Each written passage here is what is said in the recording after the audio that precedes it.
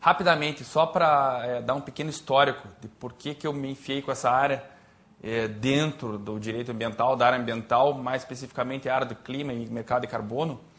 Eu trabalhei durante cerca de 10 anos numa empresa de consultoria que é hoje a maior empresa de consultoria da América Latina, a área florestal ambiental.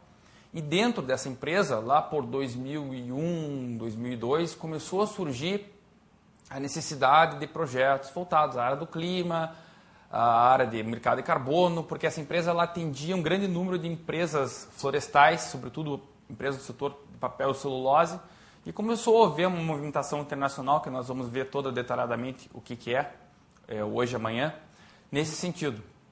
Então, surgiu a necessidade de criação desse departamento na empresa e eu passei a coordenar. Em 2008, como o pessoal da empresa não tinha uma linha de ação muito tradicional, assim, eram um pouco céticos em relação ao mercado, eu resolvi sair, montar uma empresa específica para isso.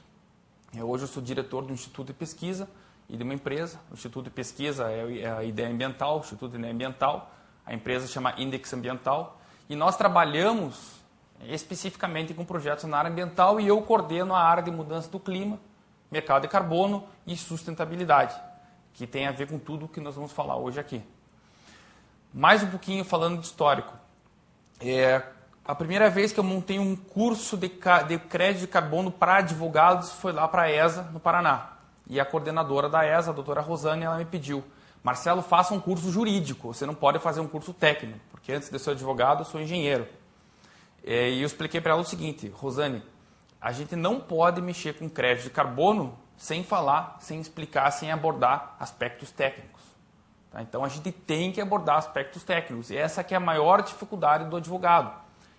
Para ele elaborar um contrato de compra e venda, por exemplo, de crédito de carbono, ele precisa saber como que se gera um crédito de carbono, quais são as áreas onde se gera, quais são os requisitos, o que é adicionalidade. Então ele precisa ter amplo domínio dessa questão, senão ele não vai conseguir navegar bem nesse mercado. Então, o que a gente fez? A gente bolou um curso técnico jurídico e teve uma grande aceitação. Tá? Então, antes de começar, eu já lhes adianto que esse curso ele vai abordar todos os diplomas jurídicos, nós vamos falar disso, mas ele é essencialmente técnico e vocês vão ver por quê. Eu quero ir também um pouquinho, não sei se o tempo vai nos permitir, mas eu quero ir um pouco além do crédito de carbono e mostrar para vocês que isso que nós estamos falando, mercado de carbono, é uma pontinha de um iceberg muito maior, chamado de sustentabilidade, chamado de economia de baixo carbono, chamado de políticas corporativas de baixo carbono. E esse iceberg está levando as empresas, está levando os empresários a mudar a sua concepção sobre o meio ambiente. O meio ambiente que até então era visto como algo contrário, algo que travava o desenvolvimento das empresas, hoje ele é visto como uma oportunidade de investimento. Tá? Então eu gostaria de começar o nosso curso com algumas perguntas. Vocês vão ter um espaço para perguntas, vocês podem fazer perguntas a hora que vocês quiserem, mas eu até prefiro que vocês deixem para o final, onde nós vamos juntar com as perguntas do pessoal que está nos assistindo pela TV. Mas eu vou começar esse curso fazendo algumas perguntas para vocês que estão aqui e para vocês que estão na TV. Então vamos lá, gente. Por que surgiram os créditos de carbono, gente? O pessoal fala muito de vamos gerar crédito de carbono plantando árvore, vamos mudar a matriz energética, mas qual que é a grande razão de tudo isso? Tá? Então nós vamos ver que os créditos de carbono eles surgiram em resposta a um problema. Nós temos um problema hoje relacionado com a estabilidade climática do planeta. Os créditos de carbono eles surgiram como uma possível resposta a esse problema ou a uma pequena parte desse problema. Existe muita crítica sobre até onde os créditos de carbono podem resolver esse problema. Mas, quando a gente fala em negociação de crédito de carbono, a gente fala em moeda para cá e moeda para lá, mas não podemos esquecer que, embora seja um mecanismo fantástico de mercado, a gente está falando de algo que surgiu para dar resposta a um problema ambiental que assola o planeta. O que pretendem os créditos de carbono? Então, novamente, a gente tem que olhar o crédito de carbono não só pelo seu valor enquanto uma espécie de commodity econômica, mas ele tem um valor ambiental e ele está aqui para auxiliar a humanidade a resolver um problema ambiental que nós vamos ver qual é. Toda a primeira aula que vocês, colegas, doutores, tiveram de direito, penal, civil, trabalho, começou com princípios. É sempre a mesma coisa. Aqui não vai ser diferente. Quando a gente vê a Convenção Quadro da ONU sobre mudanças do clima, a gente vai ver que nós temos alguns princípios que são basilares para tudo que nós vamos falar e nos auxiliam, como sempre, princípios no direito, a compreender muito das regras e dos conceitos que nós vamos ver mais para frente. Então nós vamos ver também os princípios sobre os quais está construído todo o mercado de carbono e o esforço internacional nessa linha. Quais são as razões para que o mercado de crédito de carbono seja um sucesso? E eu já lhes adianto, o mercado de crédito de carbono é um sucesso. Ele movimenta cerca de 130 bilhões de dólares ao ano.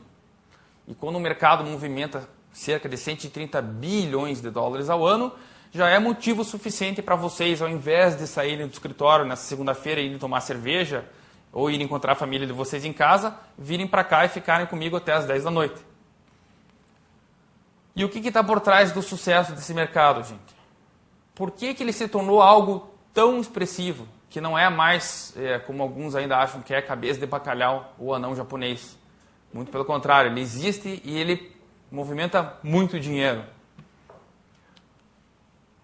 Para a gente entender o que está por trás do mercado de carbono, eu queria destacar para vocês o seguinte.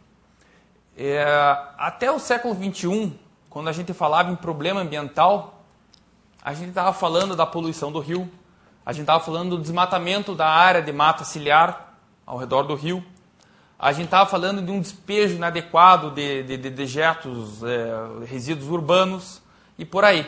Ou seja, problemas localizados, problemas pontuais. Os novos problemas ambientais do século XXI, eles têm algumas características que os tornam muito mais perversos. Quais são essas características? Primeiro, eles são cumulativos. Tá? O efeito desse dano ambiental ele vai ser observado ao longo de muitos anos, se não décadas, se não séculos. E o que nós estamos observando agora não é efeito de ontem, mas é efeito de 150 anos de uma atuação mal planejada, de um crescimento mal planejado da sociedade. Ou seja, nós vamos voltar lá para a Revolução Industrial, onde o homem passou a mudar completamente seu modo de produção e ia causar impactos que antes não eram sequer imaginados ao meio ambiente. Os efeitos de toda essa atuação estão sendo observados hoje em dia. Irreversível. Vamos começar agora a fazer uma metáfora que eu gosto bastante de fazer, que é o seguinte. O aquecimento global, ele é um carro que está indo em direção a uma parede. A gente tem que fazer de tudo para que esse carro não bata na parede e não acabe com todo mundo que está lá dentro. Só que tem um problema. Esse carro, gente, ele não tem marcha ré. Tá? Então, o que já se aqueceu o planeta e já é comprovado que pelo menos 0,7 a 0,8 graus Celsius o planeta se aqueceu nos últimos 150 anos, isso não tem como voltar atrás. Se existe uma previsão de nos próximos anos, nas próximas décadas, a Terra se aquecer mais 2 graus Celsius, isso não vai ser mais voltado atrás. Então, por isso que nós vamos entender que quando a gente fala em mudança do clima, sempre tem duas facetas. Mitigação, ou seja, dar um jeito de parar esse negócio, e adaptação. O que é essa adaptação? É saber que essa mudança do clima vai afetar a produção de grãos, vai afetar a conservação das espécies, vai afetar o clima no nosso dia a dia e saber como se adaptar a isso. Longo prazo, gente, tem muito a ver com cumulatividade. A ação de hoje é problema do amanhã. Então nós temos que começar a agir o mais rápido possível para evitar que nossos filhos, nossos netos sofram os efeitos cada vez em maior escala desse desequilíbrio climático. E talvez o que explique o motivo do crédito de carbono e desse mecanismo global é que os problemas ambientais não são mais locais, eles são globais. Tá? Então isso talvez explique a possibilidade de eu compensar um problema ambiental que aparentemente está sendo gerado no Japão com um projeto ambiental aqui no Brasil. Um problema ambiental que está acontecendo na Holanda com um projeto ambiental, um problema industrial ambiental que está acontecendo na Holanda com um projeto de recomposição, de recuperação ou de conservação, não sei, na Costa do Marfim, em Madagascar, na Indonésia, países que existem vários projetos de manutenção de florestas. E por fim, gente, o mais importante de tudo, os problemas ambientais, os novos problemas ambientais do século XXI, eles têm impacto econômico altamente significativo. A partir do momento que ele tem um impacto econômico altamente significativo, é motivo suficiente para a gente pensar o que o homem vai fazer. O homem precisa fazer alguma coisa, porque a conta final desse problema ambiental pode ser muito cara para os nossos bolsos. E eu lhes pergunto, a gente não sei se vai ter tempo de conhecer profissionalmente melhor cada um dos que estão aqui, e o pessoal que está em casa também está pensando igual. O homem já está fazendo alguma coisa há alguns anos, algumas décadas, para resolver essa equação de continuar se desenvolvendo, mas de forma harmoniosa ao meio ambiente. E aí, lá pelo final da década de 80, surgiu um conceito, imagino que talvez alguns de vocês saibam do que eu estou falando. O que o homem criou antes da década de 90 para poder se desenvolver em harmonia com o meio ambiente? Perfeitamente. O homem criou o conceito de desenvolvimento sustentável. O desenvolvimento sustentável, ele foi, a primeira vez que ele foi conceituado, foi lá na Comissão Mundial do Meio Ambiente, em 1987, na ONU. O que é o conceito? Vocês, com certeza, já estão familiarizados bastante com isso. Desenvolvimento sustentável é o desenvolvimento capaz de suprir as necessidades da geração atual, sem comprometer sem comprometer a capacidade de atender às necessidades das futuras gerações. Ou seja, a gente trabalhar pensando que o que nós temos na mão não é só nosso, mas é nosso, dos nossos filhos, dos nossos netos. De tão importante que é esse conceito, ele foi internalizado pela nossa Constituição Federal, no artigo 225, que é o artigo maior relacionado ao meio ambiente, e fala que todos têm direito ao meio ambiente equilibrado, impondo ao seu poder público e à coletividade, ou seja, a nós todos, o dever de preservá-lo para as presentes e futuras gerações. Ou seja, desenvolvimento sustentável. Em 1998, um cara chamado John Elkington, ele criou uma espécie de uma representação física, uma representação, uma visualização de como que seria o equilíbrio de forças dentro do princípio do desenvolvimento sustentável. E ele falou que os 3 pilares sobre os quais deve se assentar o futuro de qualquer organização é viabilidade econômica, responsabilidade social e adequabilidade ambiental. Isso é representado, como falei para vocês, fisicamente seria mais ou menos isso daqui. Nós teríamos a esfera ambiental interagindo com a esfera social e interagindo com o fator econômico. E a combinação dessas 3 forças, desses 3 pilares, seria o desenvolvimento sustentável. Vamos refletir um pouquinho, gente. Está certo isso? Será que o desenvolvimento sustentável que hoje as empresas buscam é realmente um equilíbrio de forças entre a área social, a área ambiental e a área econômica? Será que isso é algo igualitário? Será que é tão importante a área econômica quanto a social, quanto a ambiental? Não é, gente. Tá? Não é, e eu vou lhes dizer por quê. Eu teria vários exemplos para lhes dar sobre isso, mas eu vou só destacar o seguinte aqui. A Convenção Quadro da ONU sobre a Mudança do Clima, que nós vamos ver com detalhes mais para frente, no preâmbulo dela, ela destaca o seguinte: reconhece que diversas medidas para enfrentar a mudança do clima devem ser economicamente justificáveis e, em um segundo momento, podem também auxiliar a solucionar outros problemas ambientais. Então, a própria Convenção do Clima, que é a lei maior de tudo que nós vamos falar aqui nesse curso, ela reconhece que, em primeiro momento, tem que vir isso daqui, e depois o meio ambiente e depois o lado social. Então, com base nisso, eu proponho uma nova figura para representar o desenvolvimento sustentável. E essa figura seria mais ou menos isso daqui. Nós teríamos a esfera ambiental interagindo com a social e interagindo com a econômica. Lá no meio estaria o nosso desenvolvimento sustentável. E por que eu lhes digo isso, gente? Porque sem benefício econômico não existe preocupação ambiental e social no setor privado. Eu lhes desafio a vocês que estão aqui e o pessoal que está nos assistindo por satélite, a me apresentar um empresário que tenha responsabilidade social / ambiental. Isso não existe, gente. Responsabilidade social e ambiental é papel do governo. O papel da empresa é gerar dinheiro, é gerar lucro. Nossa, mas então que coisa horrível que você está falando, né? Todas essas empresas que investem horrores em meio ambiente, elas estão investindo horrores em meio ambiente por uma coisa fantástica. Elas perceberam que investir horrores em meio ambiente, na área social, traz mais horrores de dinheiro para ela ainda. E isso é algo fantástico. Elas não investem na extinção do macuquinho do rabo roxo porque elas estão preocupadas com o passarinho. Elas não investem na comunidade quilombola de não sei da onde porque elas não estão. Elas estão preocupadas com imagem, com marketing, e tudo isso traz retorno para a empresa em médio e longo prazo. Tem alguma coisa errada disso? Não, gente. Isso é fantástico. Isso é a alavanca para a gente ter uma mudança no modelo atual de relação entre empresas, para aquelas que ainda não perceberam, empresas e meio ambiente. As empresas estão vendo que vale a pena ter uma mudança de postura. Por que eu estou falando disso, gente, para falar sobre o crédito de carbono?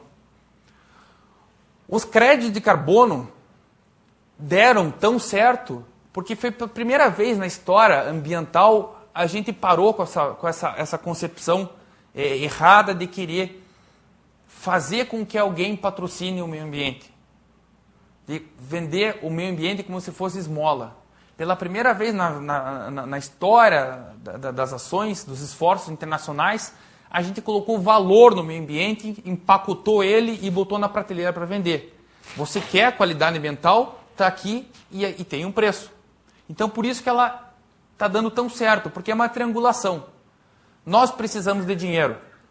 Nós podemos gerar um projeto ambiental que vai gerar um crédito que o país internacional, que tem compromisso internacional de redução de emissão, precisa desse crédito. E ele patrocina, ele compra esse crédito. Então, por que os créditos estão dando... O mercado de carbono está dando tão certo? Vejam só, gente.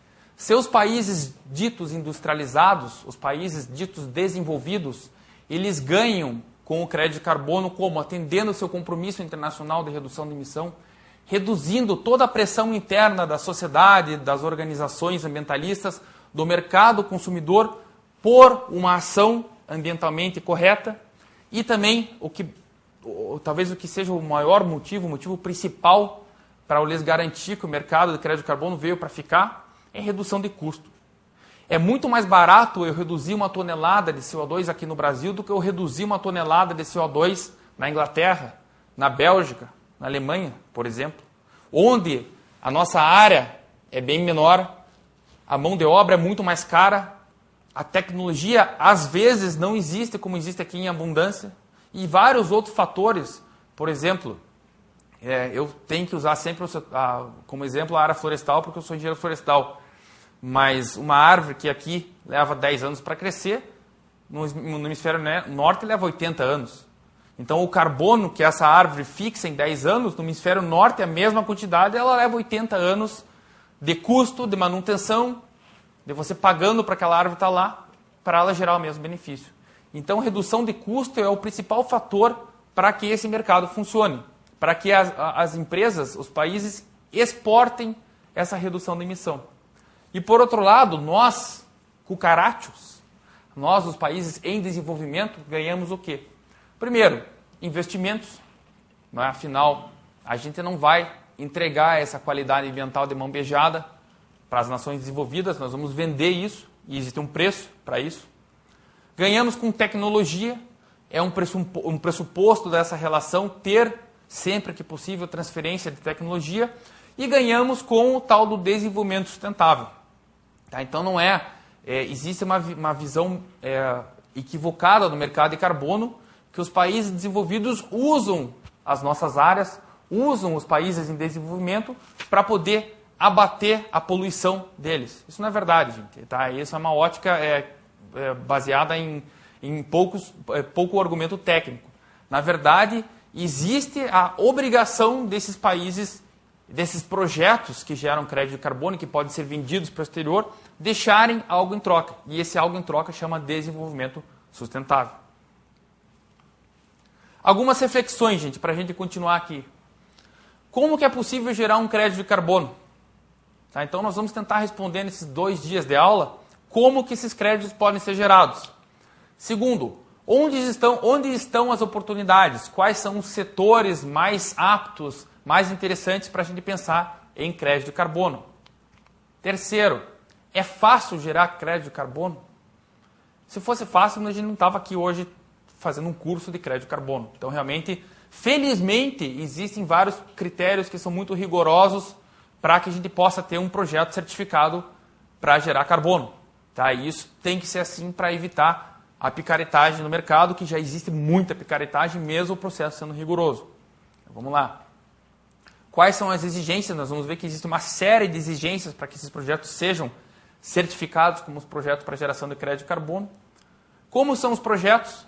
Nós vamos ver rapidamente, não é o objeto principal do curso, mas vamos falar de qual que é a cara dos projetos, porque o pessoal sempre fala projeto, e é algo que está lá, assim, longe da gente, pouco palpável, então nós vamos ver um pouquinho assim da cara desses projetos.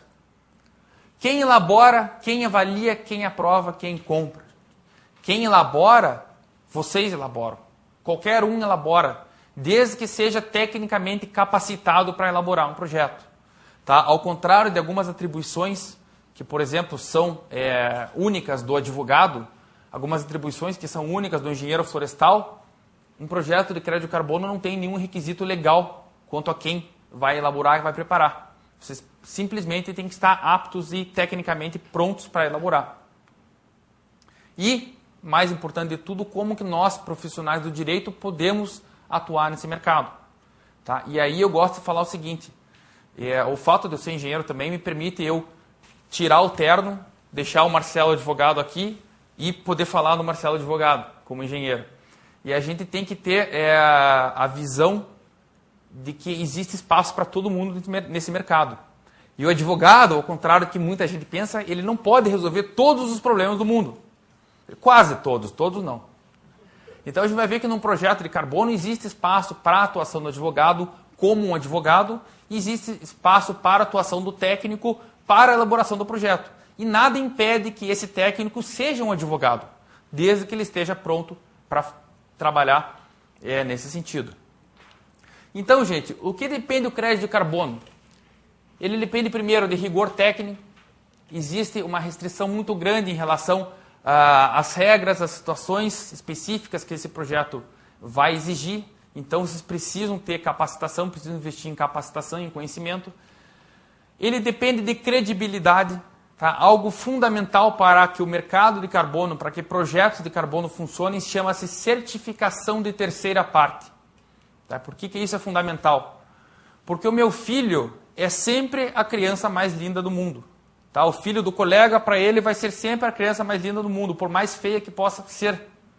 Então eu preciso que alguém venha e fale, não, realmente o teu filho é a criança mais linda do mundo. Isso é certificação de terceira parte.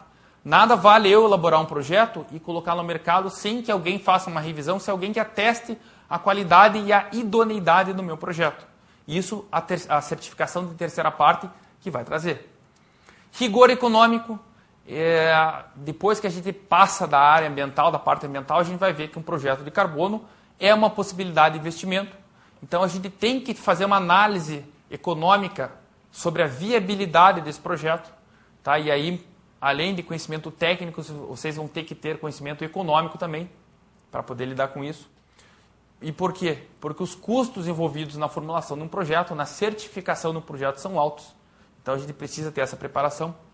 E mais do que isso, gente, é uma oportunidade de mercado. Primeiro, como investimento para as empresas, como marketing para as empresas e como ampliação da sua rede de contatos e, vamos dizer assim, uma palavra que os tributaristas não gostam de usar, mas da blindagem das operações da empresa em relação a questões ambientais. Tá? E por que isso? Porque muitas empresas estão no mercado de crédito de carbono não pelo crédito de carbono em si. A gente vê empresas, projetos de empresas, de cimenteiras, de empresas de papel e celulose, cuja a operação industrial da empresa é bilionária. E o projeto de crédito de carbono vai gerar 1 milhão, 1 milhão e meio? Por que que eles estão investindo tanto esforço mental, às vezes esforço também financeiro, num projeto que vai ter um retorno tão baixo? Marketing, gente. Marketing e coisas que vão muito além simplesmente do crédito de carbono. Então, para acabar essa introdução, rapidamente, o objetivo do nosso curso qual é, então? É apresentar para vocês todos os aspectos técnicos relacionados com mudança do clima, mercado de carbono, projetos dentro do Mecanismo de Desenvolvimento Limpo, o MDL, que é nosso mercado oficial, com ênfase na análise de acordos criados, requisitos técnicos, negociação, perspectivas futuras de mercado. E o curso vai abordar, primordialmente, a análise dos diplomas legais pertinentes ao tema, mas eu já destaquei para vocês e friso novamente que o conteúdo essencial da nossa conversa vai ser bastante técnica.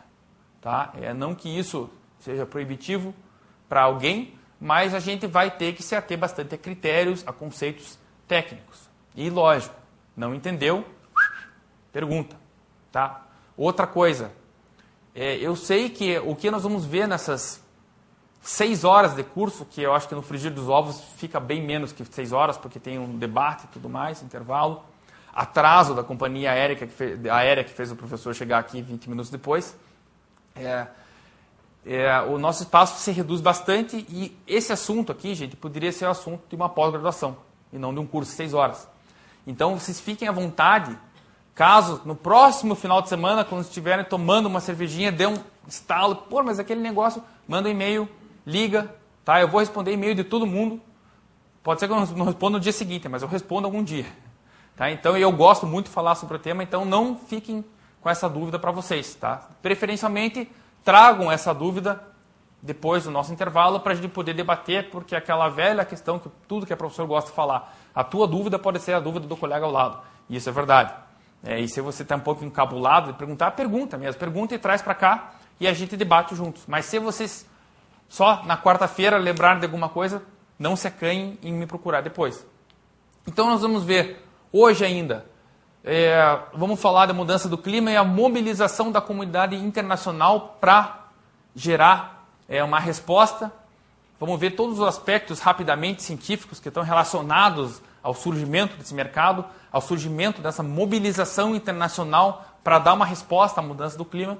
Vamos falar do IPCC, da Convenção do Clima, do Protocolo de Kyoto e seus 3 mecanismos de flexibilização, obviamente com destaque ao Mecanismo de Desenvolvimento Limpo, ao MDL, que é o nosso mercado oficial de crédito de carbono.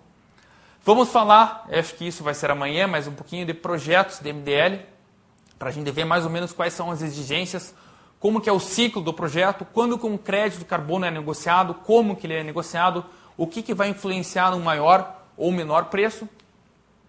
E, por fim, vamos falar do mercado, como que ele evolui, qual é a situação atual, quais são os principais participantes desse mercado e quais são as perspectivas do mercado daqui a alguns anos. Vamos tentar fazer um exercício de adivinhação com base nas mais recentes negociações internacionais para tentar definir o que vai acontecer nesse mercado daqui a 5, daqui a 10, daqui a 50 anos.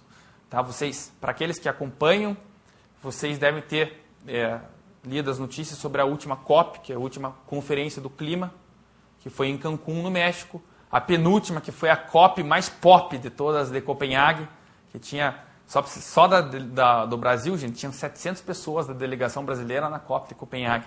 Então, foi uma loucura. Não resolveu quase nada, mas foi uma loucura. Exato. E várias outras reuniões intermediárias que existem ao longo das COPs, entre as COPs. Tá? No ano passado, por exemplo, eu participei de 3.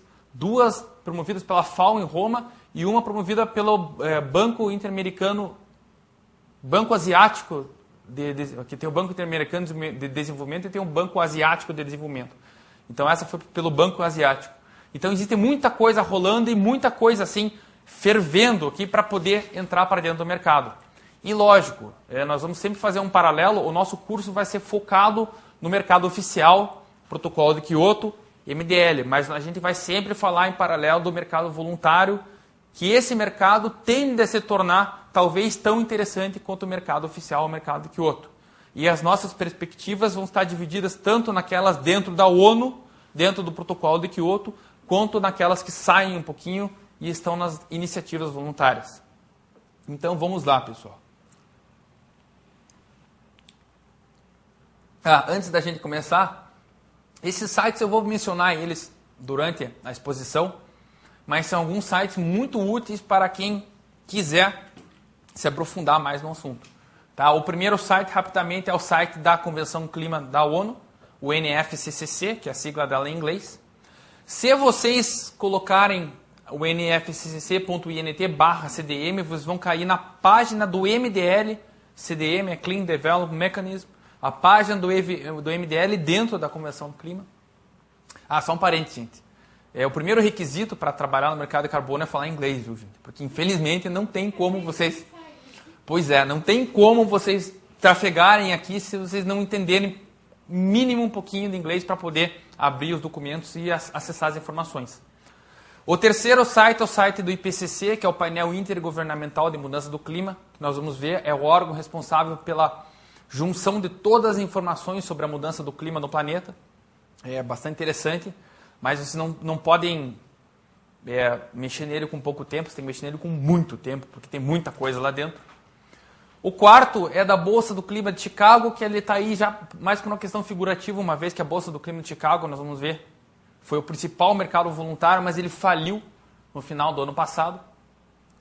O quinto, mct.gov.br/clima, seria o primeiro de todos para vocês começarem a mexer. Por quê? Porque é o site da Comissão Interministerial de Mudança Global do Clima, o órgão brasileiro responsável pelas questões climáticas. E lá vocês encontram projetos do MDL aprovados, lá vocês encontram metodologias de projetos do MDL aprovadas e traduzidas para o português. E encontram a tradução de boa parte de toda a regulamentação internacional que rege toda essa nossa conversa aqui. Tá? E o terceiro é um site que tem bastante informação, CD4CDM, sobre projetos dentro do mecanismo de desenvolvimento limpo. Tá ok, gente? Então vamos lá. Aí está meu endereço de e-mail, que eu falei para vocês.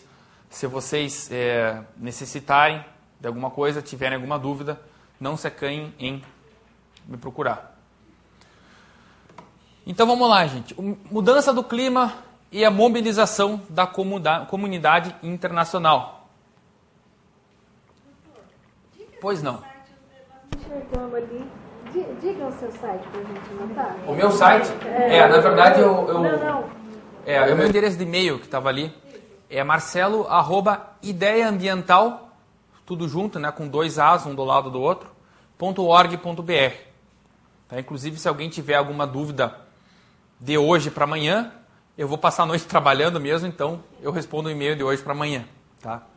Só falta eu falar isso, deve ter 200 e-mails na caixa de e-mails, eu estou ferrado. Tudo bem. Vamos lá. Gente, essa figura aqui talvez seja até ofensivo mostrar para alguns de vocês, porque talvez vocês estejam carecas de saber, mas é a figura onde está a origem de todo o nosso problema. Existe uma confusão da mídia e até às vezes de gente que deveria saber bem o que está falando sobre aquecimento global e mudança do clima. Sobre aquecimento global e efeito estufa, perdão. O que é o efeito estufa, gente? O que é o aquecimento global? O efeito estufa, gente, ele está representado por essa figura que está aí na tela. O efeito estufa, ele acontece quando o Sol emite as radiações chamadas UVA e UVB, as ultravioletas, sobre o planeta. Os raios UVA e UVB são aqueles raios que a gente tem que passar protetor para não tostar na praia. Esses raios, parte deles, quando encontra essa camada, chamada camada de gases de efeito estufa, eles são refletidos para a atmosfera, mas a grande parte, a grande maioria deles, atinge a superfície da Terra, a superfície do planeta. E o que acontece? Uma vez esses raios solares atingindo a superfície do planeta, ela esquenta a superfície do planeta. E uma superfície aquecida, como toda superfície aquecida, ela emite um outro tipo de radiação chamada infravermelho. Essa radiação infravermelha, ela é novamente devolvida para a atmosfera, em sentido da atmosfera, e quando ela encontra novamente essa camada de gases de efeito estufa, o que acontece? Parte dessa radiação se perde na atmosfera, mas parte, ao encontrar esses gases, ela sofre uma espécie de um fenômeno de reflexão e é devolvido para a atmosfera. Perdão, é devolvido para a Terra. Quando chega na Terra, o que acontece? Novamente, esses raios, essa radiação, ela esquenta a superfície da Terra. A superfície da Terra quente, ela emite novamente raios infravermelho. E isso mantém um fluxo constante de calor, que permite que nessa faixa que vai da superfície até a camada de gases de efeito estufa, seja mantida uma temperatura constante. Tá? Não vou falar agradável, porque não é tão agradável assim. Em Curitiba, a gente acorda com 5 graus, no almoço está 32, depois chove, daí baixa tudo de novo, então não é sempre agradável. Mas é uma temperatura média que permite o desenvolvimento de todas as formas de vida que nós conhecemos. Para vocês terem uma ideia, na Lua não tem camada de gás de efeito estufa, não tem gás de efeito estufa. Na Lua a gente tem temperatura que vai de menos 70 a mais 150 graus Celsius. Tá? Não em períodos diferentes, mas em curtos períodos de tempo. E o que isso ocasiona? Isso acaba com a possibilidade de desenvolvimento de qualquer forma de vida num ambiente tão inóspito quanto esse. Então isso que está aqui, gente, o fenômeno do efeito estufa sempre existiu. Desde que a Terra, nessa sua era atual, está aí. E qual que é o problema, gente? Se o fenômeno do efeito estufa está aí, e ele é estritamente necessário para que nós estejamos aqui, para que todas as formas de vida do planeta existam, onde que está o problema? O problema está aí, gente. O problema está que o homem chegou à conclusão que esse equilíbrio que existe no planeta, que foi responsável por mantermos aqui por tanto tempo, ele está se alterando. Esse gráfico que está aí na tela de vocês, ele mostra a variação da temperatura na superfície da Terra nos últimos 140, 150 anos. E a gente percebe claramente que nos últimos 140, 150 anos, a Terra se aqueceu 0,7, 0,8 graus Celsius. Detalhe, esse gráfico ele não representa modelo matemático, ele não representa nenhuma estimativa. Ele representa medições diretas na temperatura na Terra. Então isso daqui, gente, não é achismo, não é teoria, não é projeção. Isso daqui é realmente um monitoramento do que aconteceu com a temperatura na Terra nos últimos 140 anos.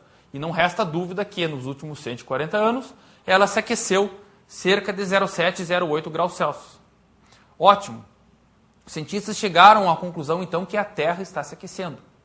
Aí foram pensar no seguinte, mas se ela está se aquecendo, quem que está causando esse aquecimento? Aí nós dividimos a comunidade científica em duas partes. Uma parte passou a defender que isso seria um fenômeno natural da Terra, que a Terra já teve eras onde ela foi coberta de gelo, já teve eras onde a temperatura foi muito mais quente do que é, então ela estaria entrando numa era de aquecimento. E parte da comunidade científica defendia que não, que esse fenômeno que está aí, ele era causado pelo homem pela intensificação da geração de gases de efeito estufa. Para se chegar a uma resposta, esse órgão, esse organismo que eu estou falando bastante, o IPCC, Painel Intergovernamental de Mudança do Clima, Mudança Global do Clima, que é o órgão da ONU responsável pela medição, pela orientação, análise e projeção dos dados climáticos do planeta, ele fez o seguinte, ele criou um modelo matemático que simulava a variação da temperatura na Terra baseado só em causas naturais. Ou seja, vamos brincar que o homem não está no planeta e vamos pensar o que aconteceria com a temperatura da Terra se só existissem causas naturais. O resultado desse modelo está traçadinho lá, espero que vocês consigam enxergar bem, na primeira parte da esquerda, o primeiro gráfico da esquerda, em cinza. E sobre esse gráfico está plotado o resultado do gráfico anterior, desse gráfico que está na tela, que mostra a medição real da temperatura da Terra nos últimos anos.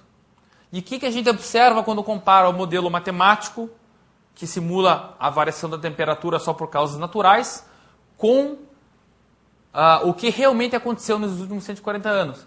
A gente observa que não existe um nível de semelhança, de correlação suficiente para que a gente possa afirmar o aquecimento global ocorrido nos últimos 140 anos é resultado só de causas naturais. Vocês vejam que em alguns pontos existe uma certa correlação, mas na maioria o gráfico se perde. Ótimo. Num segundo momento, dentro dessa mesma linha de pesquisa, o IPCC criou um outro modelo matemático que simularia essa variação da temperatura na Terra só considerando causas antropogênicas, ou seja, o homem, só considerando a influência humana. Esqueceu o meio ambiente e as causas naturais. Vejam vocês o resultado. Novamente, não existe uma correlação interessante o suficiente para a gente falar que as causas humanas são a única forma de explicar o que aconteceu com a temperatura da Terra nos últimos anos. Com um detalhe importante, talvez ali no final do gráfico, de 1970 para frente, exista uma correlação bem interessante, se vocês conseguem identificar aí olhando o gráfico. Mas a maioria do modelo ele se perde. E finalmente, gente, num terceiro momento, o IPCC criou um modelo misto, que simulava a temperatura da Terra, a variação da temperatura na Terra, considerando tanto causas naturais quanto causas humanas, antropogênicas. E vejam que bacana que foi o resultado. A gente tem agora uma correlação quase perfeita entre o que estava sendo simulado matematicamente, por um modelo que considerava essas duas entradas, com o que realmente aconteceu. Tá? Na verdade, o que o IPCC fez um modelo não de prognose, mas um modelo para simular algo que já aconteceu, para tentar entender melhor algo que já aconteceu. E ele chegou a essa conclusão. O que aconteceu na temperatura na Terra nos últimos 140 anos é resultado de uma combinação da atuação do homem com um processo natural de aquecimento global. Então, vamos voltar àquela primeira metáfora que eu utilizei no começo, que o aquecimento global seria um carro que está indo em direção à parede. Esse carro, ele tem uma velocidade normal, ele tem uma inércia normal, que são as causas naturais. Mas o homem está colocando o pé no acelerador desse carro e aumentando a velocidade, ou seja, diminuindo o tempo com o qual ele vai encontrar, que vai levar até ele encontrar a parede. Então hoje nós temos que fazer esforços para quê? Para tirar o pé do acelerador e começar a frear. Tá? Por quê? Porque voltar para trás não vai acontecer. A gente viu lá no começo que uma das principais características de tudo que nós estamos falando aqui é a irreversibilidade dos impactos que já foram causados. Então nós não vamos conseguir dar marcha ré nesse carro, mas a gente pode parar de acelerar, parar de contribuir, que ele continue, e tentar, talvez, uma forma, aí uma meta, uma projeção muito arrojada, eu considero, fazer isso parar. Tá? Pois não, colega. Se pegar os dois gráficos que o senhor mostrou agora há pouco, ali na ação natural, ela tá descendo, ela chega a aumentar e depois ela volta ao padrão natural. Sim. Com a ação humana ela vai crescendo quase em conjunto com o que está sendo feito. Perfeito. Significa, o que eu entendi ali que com a ação humana, depois daquele outro gráfico que o senhor passa, com a ação humana a gente alterou o aquecimento natural da Terra, a tendência natural da Terra. E ela se aquecer, se esfriar ou... Exato. Não existe um consenso sobre exatamente qual seria essa tendência natural. Tá? Se você puxar esse gráfico 100 anos para cá e 100 anos para lá, se isso naturalmente também não aconteceria. Mas isso, a observação que nós, observando de uma forma leiga, sem entender os critérios técnicos que estão por trás desse gráfico, é perfeita a sua conclusão. Quando a gente observa o modelo humano, a gente vê que o modelo humano nas últimas décadas ele puxou a projeção para cima. Tá? E por quê? Porque a partir dessa década aqui de 50, que se intensifica de maneira muito preponderante o uso de combustíveis fósseis e a emissão de gases de efeito estufa. Tá ok? Vamos lá, gente. Vocês lembram qual foi o ano que todo mundo começou a falar sobre mudança do clima? Antigamente ninguém falava disso. A história não existia. Antigamente, há poucos anos, ninguém falava. Tá? Daí agora tem uma figura assim que eu acho engraçada, que virou assim o símbolo da mudança do clima. É aquele urso polar, assim, num iceberg assim, desse tamanho, aqui, assim, ele olhando em volta. Então essa figura ela começou a ser usada bastante e todo mundo entendeu o que é a mudança do clima e passou a ser um papo de elevador, um papo de boteco, aquecimento global, mudança climática, a partir de 2007. Por que a partir de 2007? O IPCC, ele publica os chamados relatórios de avaliação do clima do planeta, mais ou menos de 5 em 5, 6 em 6 anos. Tá? O primeiro relatório que ele publicou foi em 1990. Aí depois ele publicou o segundo em 95, o terceiro em 2001 e o quarto vazou para a internet. E hoje em dia tudo vaza para a internet antes de ser publicado, em dezembro de 2006. E em dezembro de 2006 que todo mundo começou a falar desse negócio. E por quê, gente?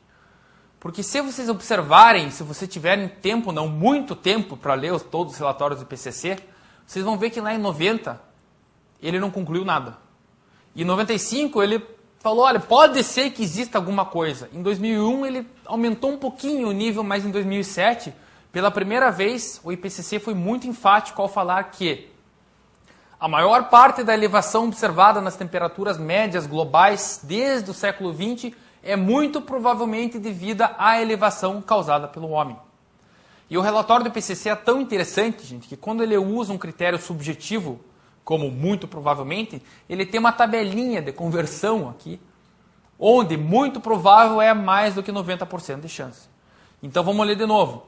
Existe mais do que 90% de chance de que a elevação na temperatura causada desde o século XX seja causada pelo homem. E lá no final, é extremamente improvável, ou seja, existe menos de 5% de chance que a mudança climática global nos últimos 50 anos possa ser explicada sem uma força externa, ou seja, o homem. E muito provavelmente, ou seja, mais que 90% de chance, novamente, isso não se deva apenas a causas naturais. Tá? Então, trocando em miúdos e apresentando para vocês em 2 minutos o resultado de 17 anos de pesquisa do IPCC, é o seguinte: a mudança do clima, o aquecimento global, é tido como inequívoco. Então, embora seja uma discussão muito bacana para a gente ter fora daqui, ter preferência com alguma bebida na frente e um bar, eu não discuto mais aquecimento global. Por quê? Porque existe um grupo de 6 mil cientistas que falou que é inequívoco. Então, quem somos nós para falar que não é?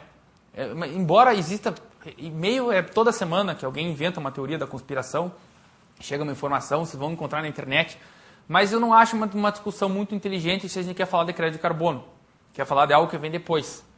Tá? Então isso é inequívoco. E por outro lado, existe mais que 90% de chance que esse aquecimento global esteja sendo causado, esteja sendo influenciado significativamente pelo homem. Tá? Então essas são essas duas certezas que nós temos hoje. Inequívoco que está acontecendo e muito, muito, muito perto da certeza que o homem está atuando de maneira preponderante para que esse carro atinja o muro mais rápido. Tá? Fazendo um parênteses para dar uma descontraída, é quando a gente fala aqui em ceticismo em relação à existência do aquecimento global ou não, existem várias respostas que eu gosto de dar. As respostas elas vão da mais técnica, passando pela jurídica, até a mais estúpida. A mais técnica seria a seguinte que eu já falei. Poxa, quem constrói esse raciocínio são milhares de cientistas pesquisando dados de milhares de fontes em todo o mundo. Então, puxa, quem sou eu para criticar isso? Né? Puxa, pode existir erro, como vazou, não sei se souberam disso, mas há 2 anos por aí, ano passado, vazaram alguns e-mails de cientistas do IPCC falando que tinha algum ajustamento, para não falar jambre, em alguma pesquisa lá. Toda pesquisa científica tem um nível de erro.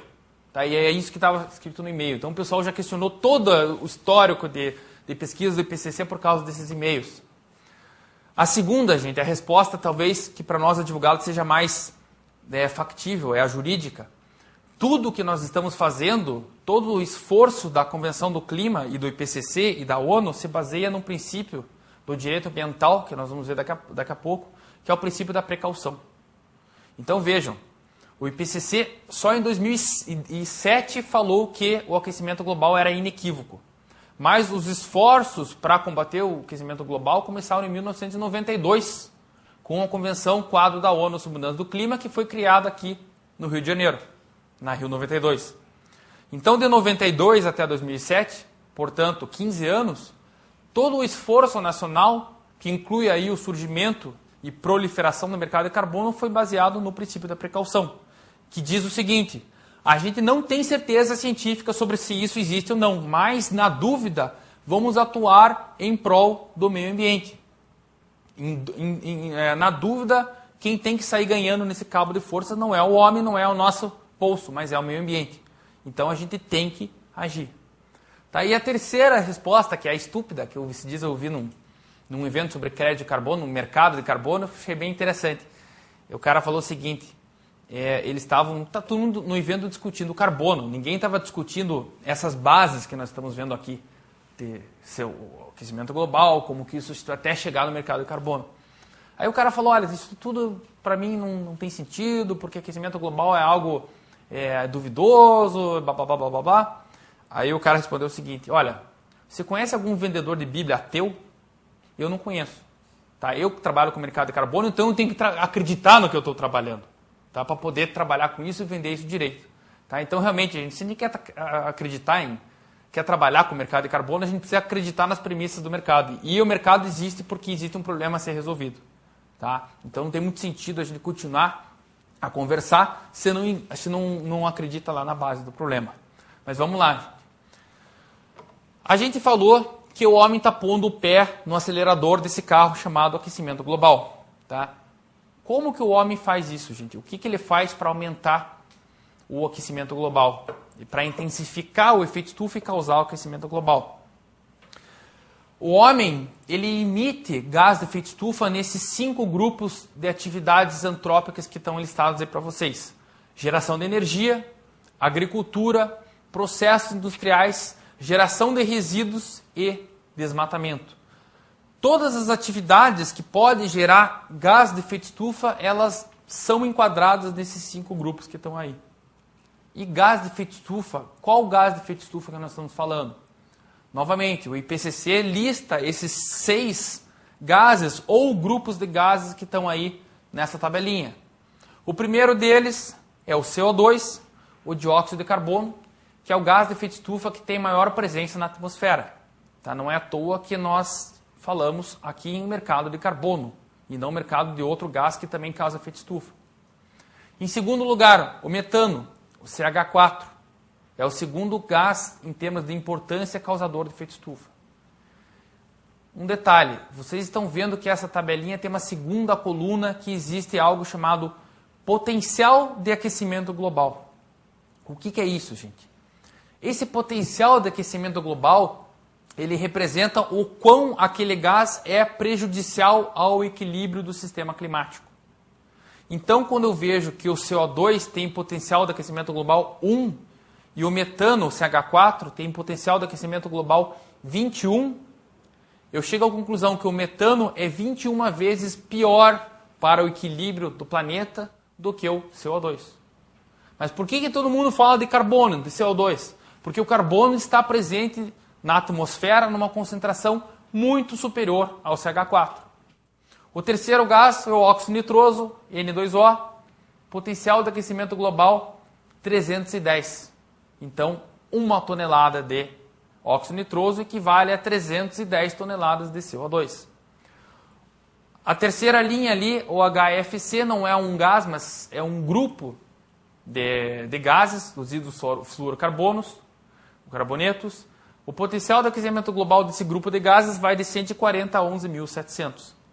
Os perclorofluorocarbonos, PCFs, o potencial de aquecimento global de 6.500 a 9.200. E o hexafluoreto de enxofre, um gás, potencial de aquecimento global 23.900. Ou seja, se eu evitar a emissão de 1 tonelada de hexafluoreto de enxofre, eu estou evitando a emissão de 23.900 toneladas de CO2. Provavelmente vocês devem estar pensando o seguinte: não, mas peraí, então é muito melhor eu fazer um projeto para evitar a emissão de hexafluoreto de enxofre. É muito melhor, primeiro, ambientalmente, eu estou reduzindo o impacto de uma forma muito mais interessante, e segundo, financeiramente, eu vou gerar muito mais crédito de carbono. né, dentro de um mesmo projeto. Só que a má notícia para vocês que tiveram essa conclusão, que é muito interessante e tecnicamente bem correta, é que à medida que a gente evolui nessa tabela do CO2 até o hexafluoreto de enxofre, a gente percebe que esses gases que estão aqui na ponta de baixo, eles estão associados a processos industriais muito mais específicos, muito mais avançados e muito mais difíceis de se encontrar. Se a gente fizer uma conversa rápida aqui, um brainstorm rápido aqui, e eu pedir para vocês elencarem situações que emitem CO2, a gente vai encontrar dezenas. Tá? Se a gente fizer a mesma coisa para situações que emitem metano, nós vamos encontrar algumas. Óxido nitroso, eu não sei se nós vamos encontrar alguma. E daí para frente eu garanto que é muito difícil que alguém aqui saiba alguma situação que possa emitir um HFC, um PSF ou o hexafluoreto de enxofre. Tá? Então existem poucos projetos no mundo que reduzem a emissão desses gases. Esses poucos projetos geram uma redução de emissão muito grande, mas por outro lado nós temos muitos projetos para redução de CO2, tá? Que geram, porque são muitos, uma emissão no final maior do que a dos outros gases. De CO2, de CH4, menos de óxido nitroso e pouquíssimos projetos dos últimos 3 gases. Tá? Eu vou adiantar uma resposta de uma pergunta que comumente o pessoal faz, e a gente ganhar tempo mais para frente, que é a seguinte. A gente está falando de efeito estufa e está falando de aquecimento global, mudança do clima. E o buraco da camada de ozônio? Onde é que entra nessa história toda aqui, gente? A camada de ozônio. Pois é, eu acho que alguém resmungou aí o que eu queria. Não entra, gente. Não tem nada a ver uma coisa com a outra. Tá? O buraco da camada de ozônio, vocês devem lembrar, é um problema ambiental que todo mundo falava 15, 20 anos atrás, relacionado também com a camada que existe na atmosfera do gás ozônio, que filtra também os gases, a radiação que vem do Sol. Tá? E qual que era o grande vilão do buraco da camada de ozônio? CFC. CFC, gente, não é o Curitiba Futebol Clube, que é meu time de futebol do coração, que atualmente é o melhor time do mundo. Do mundo. O Curitiba é o melhor time do mundo na atualidade. Faz 18 partidas que ele não perde, e isso dava ele o título, eu dei ele o título do melhor time do mundo na atualidade. Tá? Parênteses. Não é o Curitiba Futebol Clube, mas é o clorofluorocarbono. E vocês, não sei se vocês observaram, mas o clorofluorocarbono ele foi praticamente banido do uso industrial. Antigamente o clorofluorocarbono ele estava nos ar-condicionados, ele estava nos aparelhos de refrigeração, ele estava em vários aparelhos e ele foi praticamente banido. E ele foi substituído por um outro gás, sabem qual? O HFC. Ou seja, a gente tirou um gás, parou de usar um gás que causava um problema ambiental chamado o buraco da camada de ozônio, que prejudicava a camada de ozônio, e passou a usar um gás que contribui para o aquecimento global. Então eu não sei se dá para sobepesar aí qual problema ambiental é mais grave, mas a gente cobriu a cabeça e descobriu os pés. Hoje, por exemplo, existem, eu não sei se aqui em São Paulo que é, um projeto para você reciclar geladeiras cujo o gás que faz o resfriamento é um HFC, de modo que esse gás não seja liberado para a atmosfera. Então existem usinas, fábricas recicladoras que desmontam a geladeira e na hora de abrir a cápsula onde está esse gás, ela evita que esse gás seja eliminado para a atmosfera. E isso é um projeto para geração de crédito de carbono. Por quê? Porque eu estou evitando a emissão de um gás de efeito estufa. Tá ok, gente? Alguma dúvida, nenhuma dúvida ou muitas dúvidas? Mas vamos continuar lá. Vamos mudar, daí a gente tentar deixar nossas dúvidas um pouquinho para a segunda parte da nossa conversa. A grande explicação do que o homem está fazendo com o clima do planeta está aí. A concentração histórica de CO2 na atmosfera sempre esteve abaixo daquela linha que vocês talvez não consigam enxergar daí, mas é de 300 partes por milhão. Ou seja, uma molécula de CO2 para 300 milhões de outras moléculas.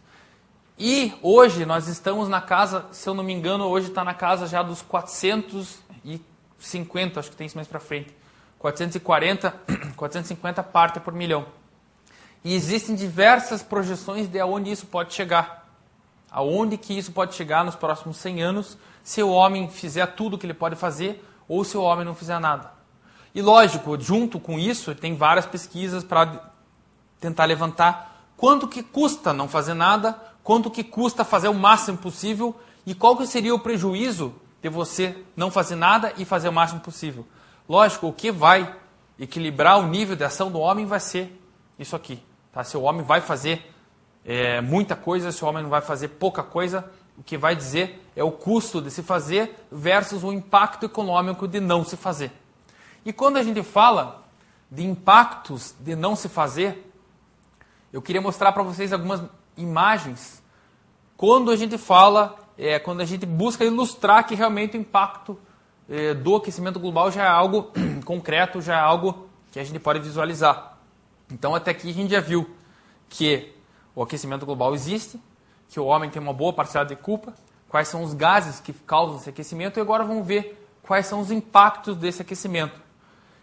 Em vez de eu falar para vocês, listar todos quais seriam esses impactos, uma imagem vale mais que 1000 palavras. Então essa foto que está aí na tela é do glaciar Chacaltaya, na Bolívia, lá em 1940. Ele tinha uma área de 0,22 km².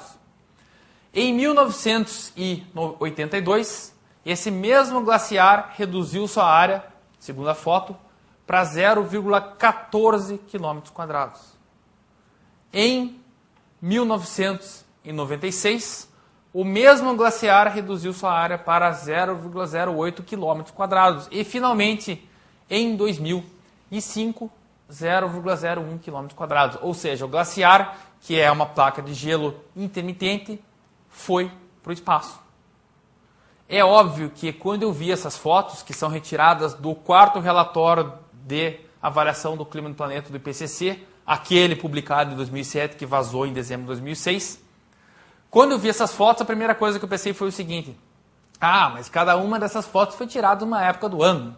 Então, qual que é a garantia que eu sei que a foto aqui de 2005 não foi em pleno e escaldante verão boliviano e a primeira foi embaixo de um inverno terrível lá na Cordilheira dos Andes? Aí, virando a página, na próxima sequência de fotos, eu caí da cadeira. Essa é a foto do glaciar Muir, no Alasca, tirada em 31 de agosto de 1941. E a foto do mesmo glaciar, tirada em 31 de agosto de 2004. Então vejam, ficou bem mais bonito, né? Na verdade, a gente tinha todo um vale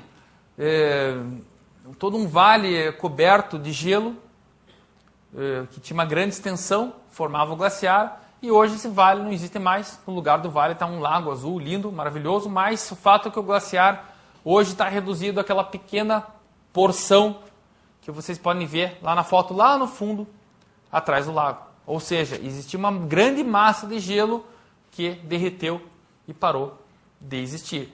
E aí nós temos os problemas do aquecimento global, eles vão ocorrendo sempre em escala. Para onde que vai essa massa de gelo? O que essa diferença de estado sólido vai acarretar? Vocês sabem que gelo quando derrete não tem o mesmo volume da água, né? Existem relações diferentes. Então isso causa um problema, isso chega no mar, chega no oceano, aumenta o nível médio do mar e são vários problemas em cascata, como nós vamos ver agora. Como eu falei para vocês, gente, hoje a concentração, está aí o número que eu estava tentando me lembrar, do carbono na atmosfera é de 430 partes por milhão. E existem algumas projeções do IPCC do que pode acontecer se, por exemplo, a gente estabilizar um nível de emissão em 450 partes por milhão. 450 já é uma meta ultrapassada do IPCC. A gente não está mais podendo contar com 450, uma vez que nós já estamos em 430. Se a gente estabilizar em 450, existe 78%, 80% de chance que a Terra aqueça mais 2 graus Celsius.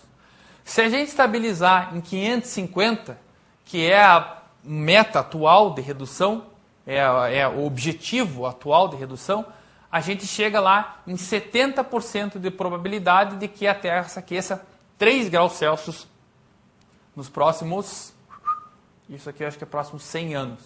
Está faltando esse número aí. 3 graus Celsius não é nada, gente. Lá em Curitiba, como falei para vocês, hoje de manhã estava 10, no almoço foi para 30, então...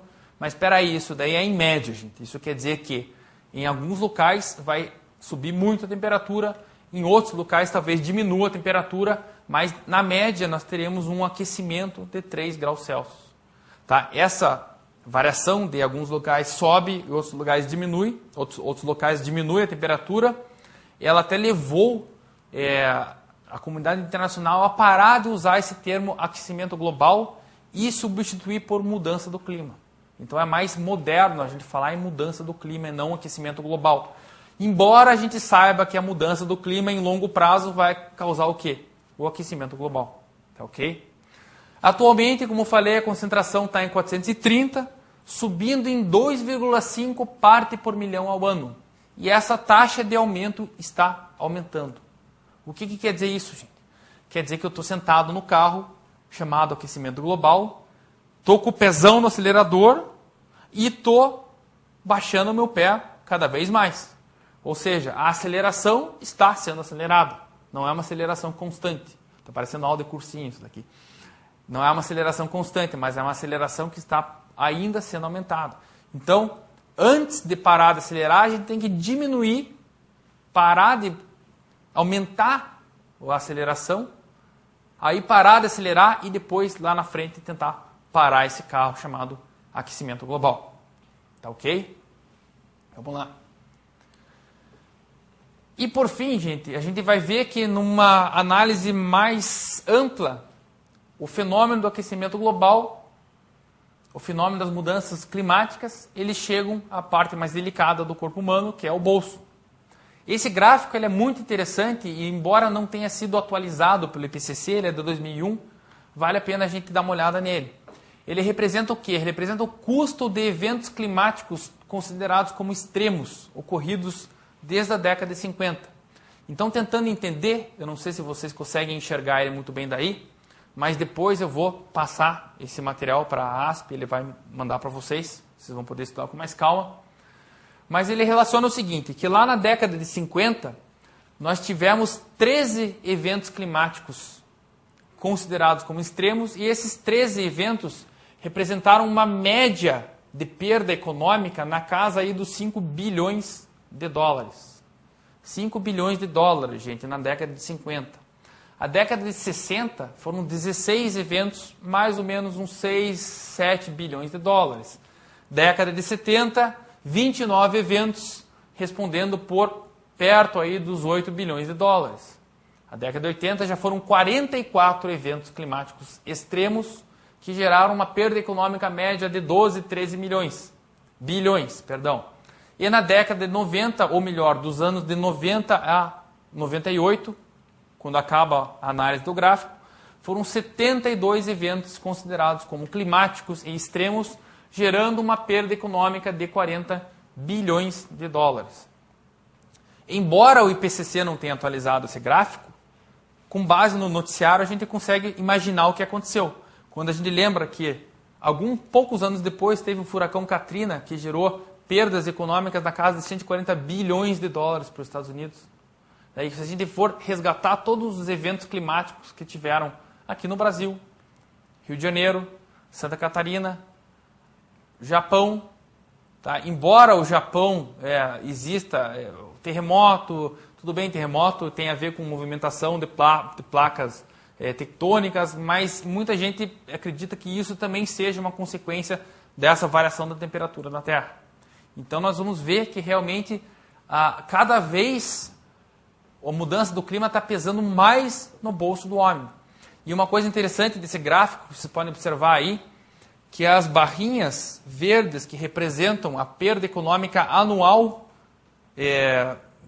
observada anualmente, parte dessas barrinhas são pintadas de verde escuro. O que é esse verde escuro, gente? Esse verde escuro representa as perdas econômicas que estavam cobertas por seguro ou por resseguro.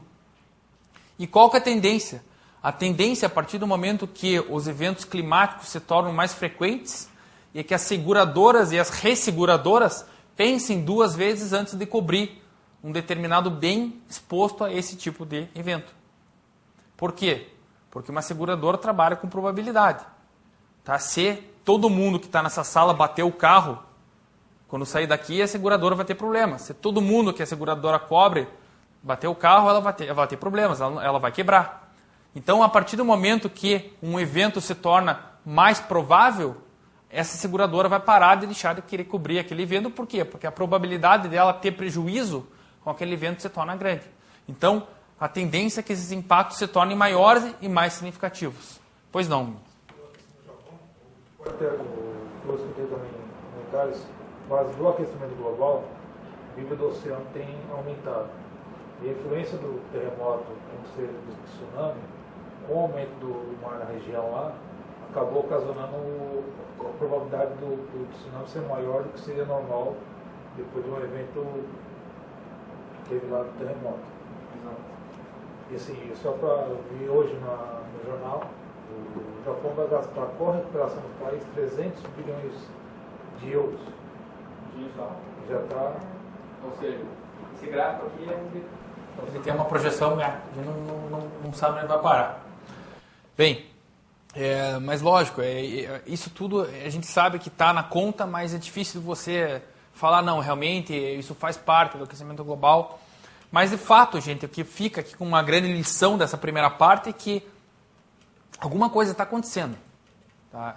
Não, mas eu não acredito, mas alguma coisa está acontecendo. A gente percebe desde o noticiário do outro lado do mundo, quanto no nosso dia a dia, a gente vê que o clima não é o mesmo de 20 anos atrás. A gente vê que a ocorrência de chuvas, de grandes chuvas, de tempestades, desse tipo de desastre, não está mais obedecendo aquele regime que obedecia antigamente. Então a gente vê que alguma coisa precisa ser feita. E nós vamos ver mais para frente nesse curso o que está sendo feito. Gente, a gente viu então que existe um fenômeno chamado aquecimento global, que parte desse fenômeno é causado pelo homem, uma grande parte, que esse fenômeno causa impactos ambientais, sociais e econômicos significativos. E agora vamos ver, antes de estudar o que o homem está fazendo para reverter esse quadro, quais são os principais países emissores de gás de efeito estufa, ou seja, quem tem culpa no mercado. Antes de ver esse gráfico que está aí na tela, eu poderia perguntar para vocês e vocês com certeza saberiam a resposta. Qual é o maior emissor de gás de efeito estufa do mundo? Estados Unidos. Os Estados Unidos é responsável por cerca de 1/3, embora a China esteja quase alcançando ele. Tá? Essa situação aqui, ela já mudou um pouquinho. A China já está quase lá nos Estados Unidos. Os Estados Unidos continua sendo o país de maior emissão de gás de efeito estufa. Tá? Então aqui, eu não sei, eu confesso para vocês que esse dado aqui tem alguns anos, eu não sei se a China já passou a comunidade europeia. Se é a comunidade europeia, tá, gente? Esses dias eu dei um curso, o cara foi perguntar e não perguntou. Daí no final do curso ele veio falar assim para mim, professor, eu ia perguntar uma bobagem e o pessoal ia acabar comigo. Eu falei, o que você ia perguntar? Eu ia perguntar por que o Ceará está ali no meio dos Estados Unidos e da China. A comunidade europeia, tá? Por favor. Aí Japão e Índia. Tá? A China realmente, ela provavelmente já deve estar aqui na metade do caminho entre comunidade europeia, entre Ceará e Estados Unidos. Japão e Índia. Mas o que eu quero destacar para vocês aqui é o seguinte. E o Brasil, gente? Onde que ele entra nessa história aqui? Tá? Será que ele está lá no final como 17º, que é a posição, poderia ser a posição dele se a gente esquecer algumas coisas, ou ele deveria estar nesse gráfico aqui junto com Estados Unidos, Comunidade Europeia e China. Aí vale a pena a gente resgatar uma historinha bem interessante para vocês. Como que isso daqui é elaborado, gente? Os países, eles são convidados a fazer seu inventário nacional de emissão de gás de efeito estufa. Ou seja, cada país, ele, por uma metodologia que é colocada pelo IPCC e é utilizada em todos os países, ele faz uma espécie de uma mensuração por setor de atividade desses gases. Então ele vai emitir um relatório lá de emissão de gás de efeito estufa no setor de transporte, de energia, processos industriais, resíduos e uso do solo, mudança no uso do solo e florestas, que é o setor que trata da área florestal, da área de mudança no uso do solo. O Brasil, como signatário da Convenção Quadro da ONU de Mudança do Clima, ele fez lá em 1994 o seu primeiro inventário nacional de gases de efeito estufa. Ele está concluindo o segundo agora. Então, o primeiro foi base em 94 e foi divulgado oficialmente só em 2004, 10 anos depois. Pois é, todo o pessoal está me olhando com uma cara, mas infelizmente as coisas não acontecem tão rápido assim como a gente gostaria. Quando ele divulgou a primeira versão desse inventário, que se chama Comunicação Oficial, se vocês foram no site da ONU, está lá, primeira comunicação oficial brasileira, que é a comunicação da emissão de gases de efeito estufa. A gente entrava no site do MCT, no Ministério de Ciência e Tecnologia, /clima, onde está a Comissão Interministerial de Mudança do Clima. Aí você clicava lá na comunicação e abria todos os setores. Setor de uso de energia, clicava lá, tinha um relatóriozão descrevendo todas as emissões de gases de efeito estufa do setor de uso de energia. Clicava no próximo, processos industriais, todos o relatório com emissão e assim por diante. Transporte, processo, tal, até que chegava no último chamado mudança, uso da terra, mudança no uso da terra e florestas. Clicava lá, não tinha nada dentro, não tinha relatório nenhum. Isso queria dizer o quê, gente? Que o Brasil não fez o seu capítulo do inventário de emissão de gases de efeito estufa pertinente às florestas e ao uso do solo. Na verdade, ele fez. Mas, ao fazer e constatar os resultados, o governo brasileiro optou por, muito sorrateiramente, muito malandramente, deixar esses dados um pouquinho de lado e publicar só os outros. Por quê? Porque uma vez que a gente considera, nesse gráfico que eu estou lhes mostrando, a emissão de gases de efeito estufa com atividades florestais, observam que lá está escrito que está sem atividades florestais, acontece isso daqui, ó. O Brasil surge do nada como o quarto maior emissor de gases de efeito estufa do mundo.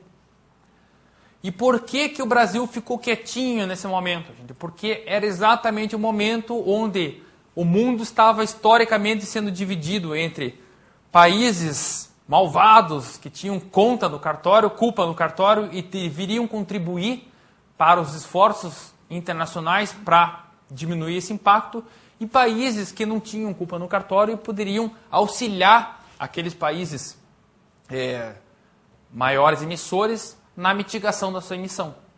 Tá? Então, se o Brasil tivesse esses dados revelados, talvez a gente não fosse hoje um vendedor de crédito de carbono, mas talvez um comprador. Por quê? Porque o mundo foi dividido entre países desenvolvidos e não desenvolvidos, ou em desenvolvimento, e foi analisada a emissão de cada país para fazer essa conta de quem deve contribuir e quem não deveria contribuir. Tá? O fato é esse, gente. O fato é que isso daqui gerou muita polêmica e muita crítica da comunidade internacional para o Brasil. Por quê? Porque o Brasil não tem emissão, não tem compromisso, como nós vamos ver daqui a pouco, de redução de emissão internacional assumido, mas ele é um dos maiores emissores. A mesma crítica exatamente vale para a China. Ela, por ser um país em desenvolvimento, ou pelo menos era, quando isso tudo foi desenhado, ela não tem uma meta internacional de redução de emissão. Embora hoje ela seja a segunda maior potência em termos de emissão de gases de efeito estufa. Tá? Então isso também é objeto de crítica e a China é um dos principais pilares aí sobre como vai ser o futuro da luta contra mudanças climáticas. Tanto é que na última COP, nas últimas duas COPs, a maior atenção, as maiores atenções possíveis ficaram em cima dos Estados Unidos e da China. A posição desses dois países é preponderante para o futuro das negociações envolvendo o clima do planeta. Tá ok? Por que, rapidamente, isso nós vamos discutir lá no final do nosso curso novamente, por que o Brasil, ao considerar os dados do uso do solo, se torna um emissor de gás de efeito estufa tão significativo, tão grande? Porque as florestas, gente, elas têm um papel preponderante no equilíbrio climático.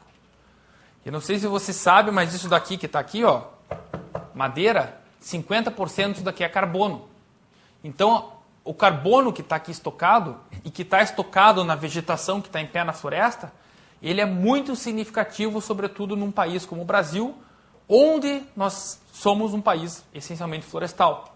onde nós temos uma área do país que pelo menos a metade da área do nosso país é coberta de florestas. Tá? E segundo a FAO, que é a Organização da ONU para Alimentação e Agricultura, a maior parte, 20% de todo o carbono que está armazenado nas florestas do mundo está no Brasil.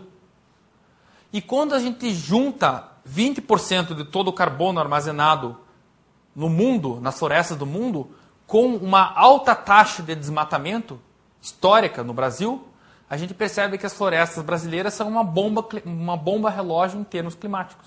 A gente está tirando um estoque de carbono que estava lá, garantido por 100, 200, 500 anos, tal qual o petróleo, e está mandando para a atmosfera. Então, por isso que o Brasil é o quarto maior emissor do mundo, quando a gente considera também as atividades de uso do solo. Porque as florestas podem ser um belo de um banco, um estoque de carbono, se elas forem mantidas como florestas, mas a partir do momento que eu corto, elas se tornam maior fonte de emissão. Tá? Então, por isso, é muito lógico a gente pensar em combater emissão de gás de efeito estufa no Brasil, como? Evitando o desmatamento. Tá? E aí, são cenas do próximo capítulo, lá da última aula que nós vamos ver lá no finalzinho, onde o mercado de crédito de carbono está rumando para esse viés. Existe uma nova categoria de projetos de geração de crédito de carbono no mercado que se chama desmatamento evitado, onde você propondo o não desmatamento de uma área de floresta nativa que tem um grande estoque de carbono, você pode vender esse estoque e esse dinheiro patrocinar a manutenção dessa floresta pelas próximas décadas. Isso é algo que hoje o mercado ainda não considera. O mercado oficial, em termos do protocolo de Kyoto, do MDL, ele excluiu, pelo menos até 2012, final de 2012, a participação das florestas nativas. Pois não. Você está falando que nós, tirando a floresta, está emitindo mais CO2. Como é que fica o reflorestamento de eucalipto? Em termos de?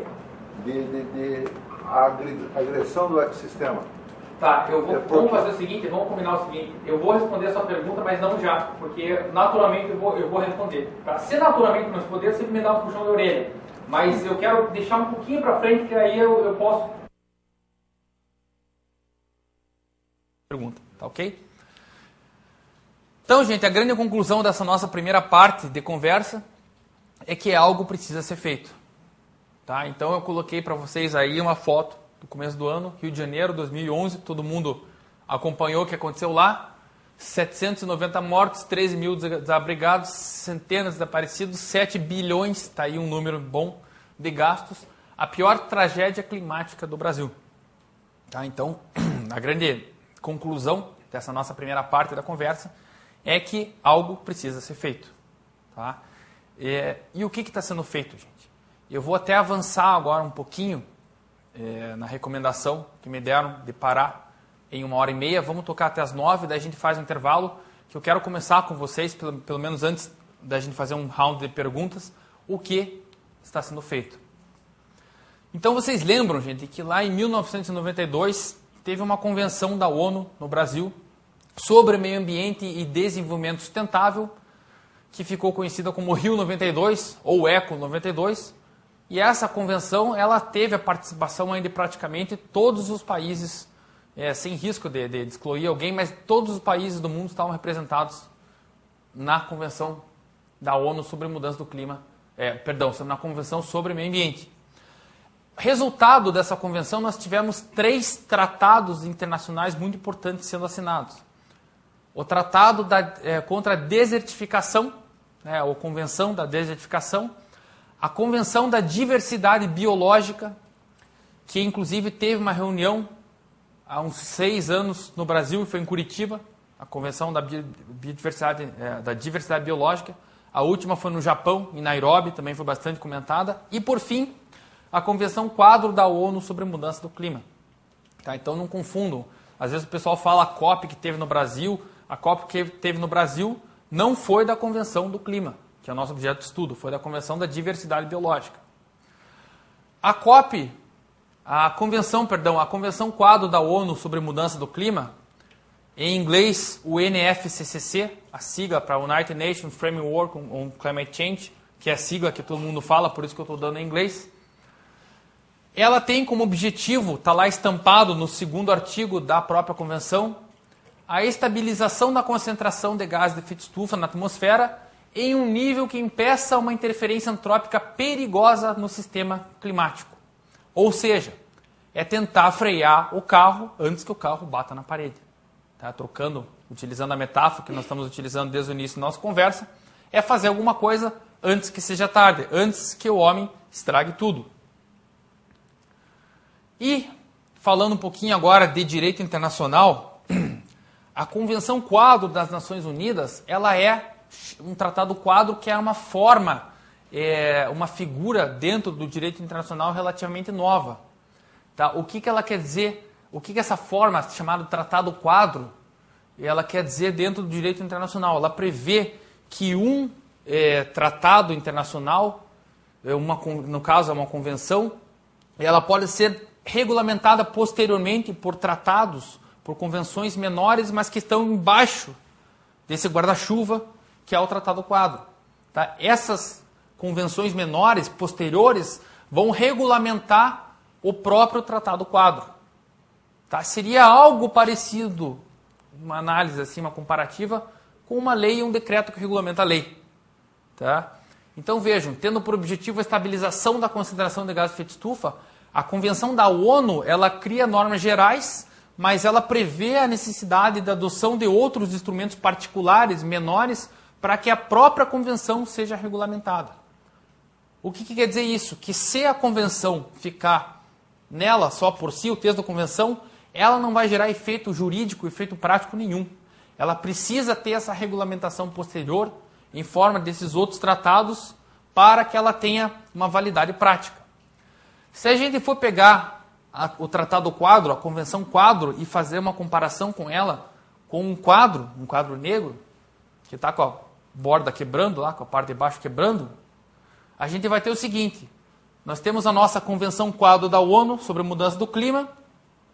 Quem vai desenhar o conteúdo desse quadro é o que nós chamamos de Conferência das Partes. Conferência das Partes é o encontro anual dos países signatários da Convenção do Clima.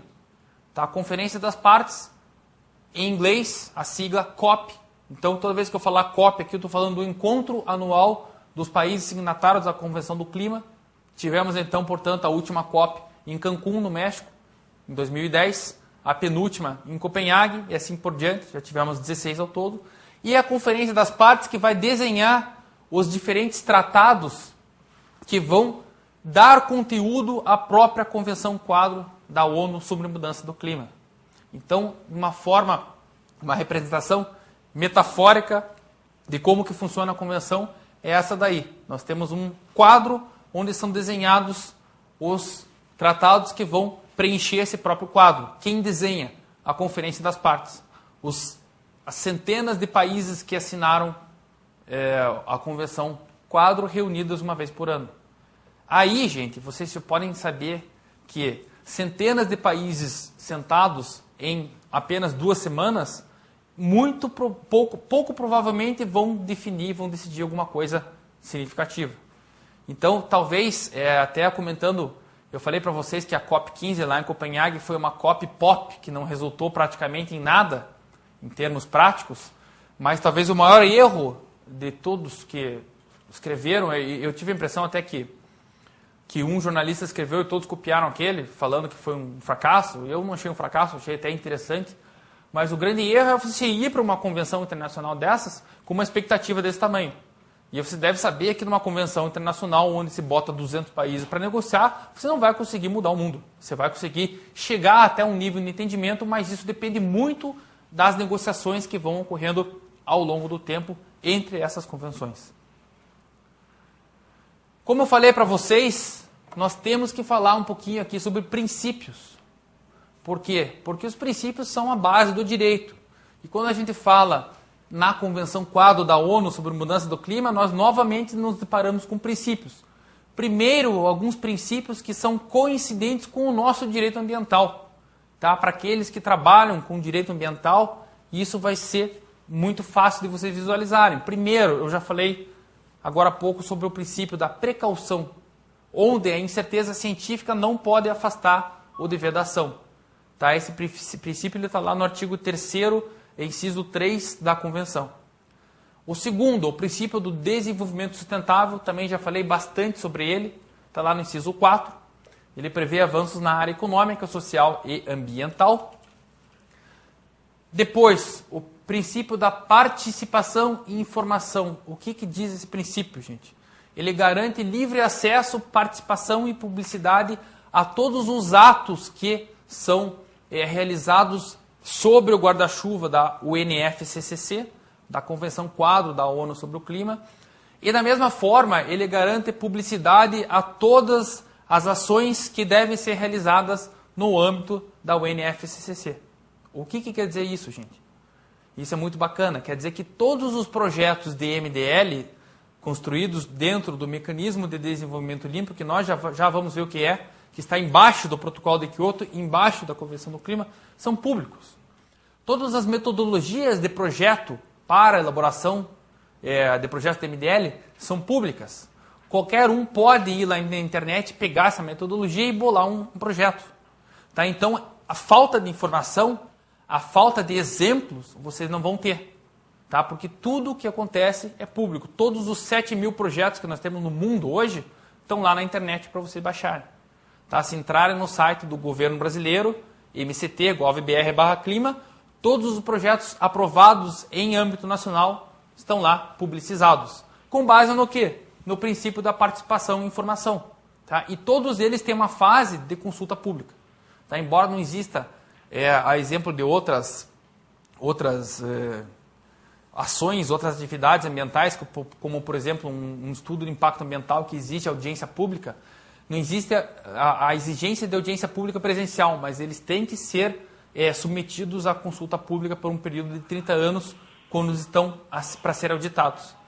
Isso baseado no quê? Na própria declaração da Rio 92, que prevê que a melhor maneira de tratar questões ambientais é assegurar a participação no nível apropriado, lógico, de todos os cidadãos interessados.